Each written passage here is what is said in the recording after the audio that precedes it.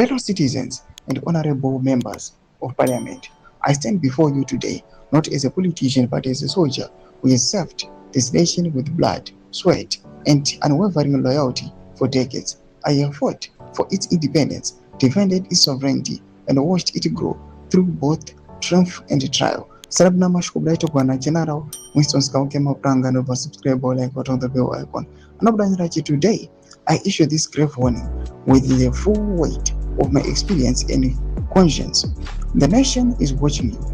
You were elected to serve the people, not yourselves. You were sent to the parliament to build, not to plunder, to unite, not to divide, to lead with integrity, not to loot and lie. The time for empty promises, corruption and self-enrichment and betrayal of the public trust has come to an end. If you continue to treat the people's mandate as a license for personal gain, history will judge you harshly, and the people will not remain silent forever.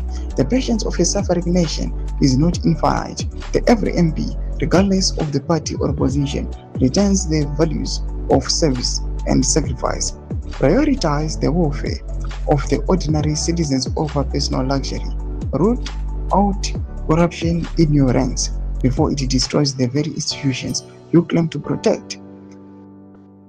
Remember that true leadership is measured not by the size of our motorcade, but by the dignity and the prosperity of the people you represent. Prioritize the welfare of the ordinary citizens over personal luxury. I warn you plainly, the eyes of the nation, the eyes of the veterans who fought for this country, and the eyes of future generations are fixed upon you.